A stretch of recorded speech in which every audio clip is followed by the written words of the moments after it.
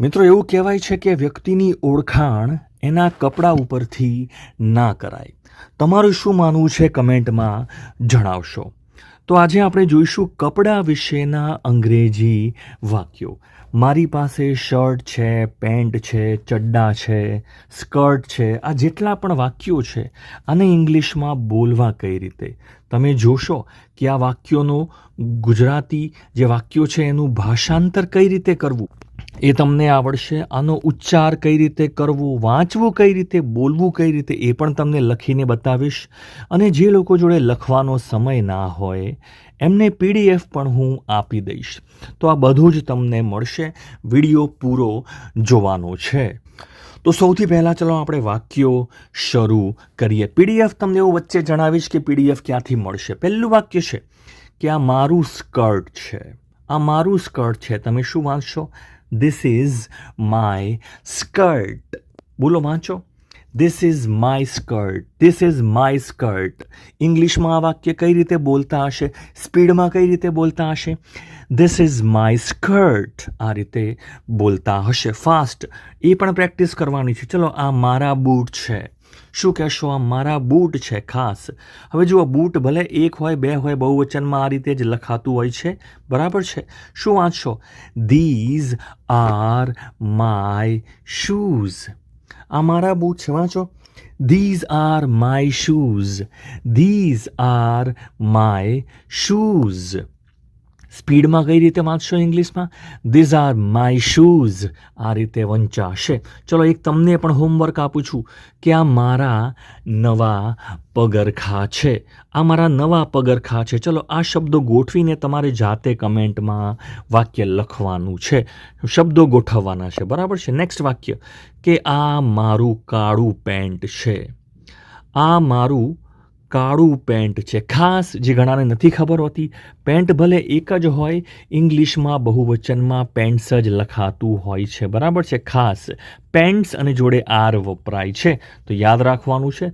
તમે કહેશો these are my black pants. બોલો, પ્રેક્ટિસ કરો. ચલો, these are my black pants. These are my black pants. ભલે એક જ પેન્ટ છે, આ મારું કાળું પેન્ટ છે. આ રીતે બોલાશે. ચલો, તેની પાસે કાળું પેન્ટ છે. He has black pants. He has black pants. તેની પાસે ભલે એક જ છે પણ બ્લેક પેન્ટ્સ જ કહેવાતું હોય છે. તો પહેલાં તો આ બધા શબ્દો આપણને આવડવા જોઈએ. તો આ બધા જ શબ્દો આપ અહીંયા જોઈ શકો છો મિત્રો. પેન્ટ માટે કયો શબ્દ વપરાય છે ઇંગ્લિશમાં? પાટલુન કહીએ છીએ, એને કહેવાય છે પેન્ટ્સ. અથવા તો શબ્દ બીજો પણ વપરાય છે, આ પણ લખી લેશો મિત્રો. આ PDF હું તમને આપી દઈશ. આને કહેવાય છે ટ્રાઉઝર્સ. ટ્રાઉઝર્સ આ શબ્દ પણ યાદ રાખવાનો છે. બીજો શબ્દ છે સ્કર્ટ. મોજાને આપણે કહીશું સોક્સ. જૂતાને કહીશું શૂઝ. ચપ્પલને કહીશું સ્લીપર્સ. બરાબર છે. ચડ્ડો હોય, ચડ્ડી હોય, એને કહીશું શોર્ટ્સ. ટોપીને આપણે કહીશું hat.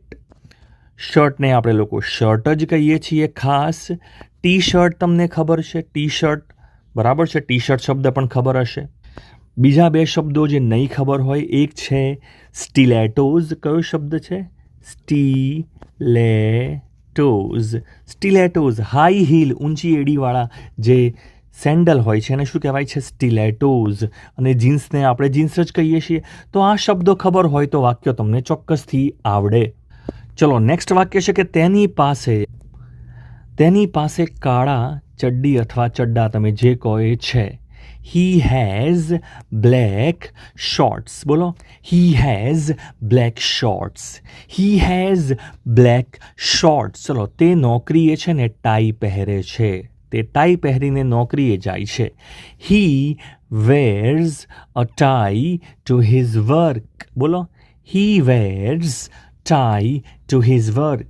He wears tie to his work. આ રીતે બોલવું પડે. ચલો, તમને તમારા કપડાં ઘણીવાર ગમતા હોય છે કે મને આ ડ્રેસ બહુ ગમે છે, મારું કાળું સ્કર્ટ બહુ જ સરસ છે, મને ગમે છે. My black skirt is pretty. ઉચ્ચાર લખેલો છે. My black skirt is pretty. My black skirt is pretty.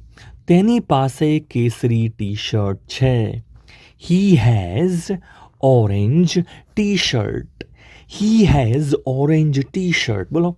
He has orange t-shirt. આ પેન્ટ મને સારું ફિટ થાય છે. These જો બહુવચન જ છે, પેન્ટ્સ ભલે એક જ છે.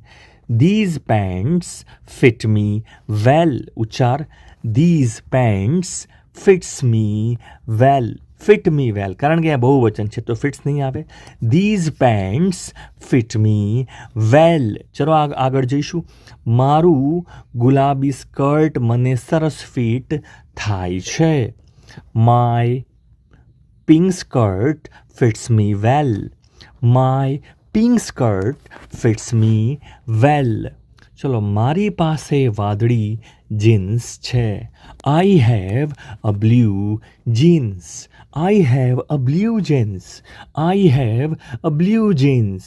ચલો નેક્સ્ટ. આ વાદળી જીન્સ મને બરાબર ફિટ થતું નથી. These blue jeans doesn't fit me well. This blue jeans doesn't fit me well. મને તારા ઊંચા એડીવાળા સેન્ડલ બહુ જ ગમે છે, બહુ જ ગમ્યા. I love your stilettos. I love your stilettos. I love your stilettos.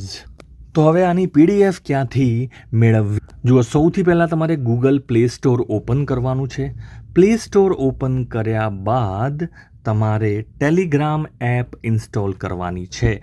વોટ્સઅપની જેમ જ આ એક મેસેન્જર એપ છે. આને ઇન્સ્ટોલ કરવાની છે, ફ્રી છે, બરાબર છે. એમાં જઈને તમારે જુઓ, નીચે આ વિડીયો જે છે મારો, એની નીચે લિંક આપેલી હશે. એ લિંક પર તમે ક્લિક કરશો એટલે આ જે ગ્રુપ છે લર્ન ઇંગ્લિશ વિથ સમીર, આ ગ્રુપ ખુલશે. એમાં નીચે જોઈન લખેલું હશે. એ જોઈન તમારે કરી દેવાનું, તો તમને ભવિષ્યમાં જેટલા પણ વિડીયો આવશે એની માહિતી, જે PDF તમને ત્યાંથી મળી રહેશે. તો વિડીયો તમને ચોક્કસથી કેવો લાગ્યો મને કમેન્ટમાં જણાવશો. Thanks for watching.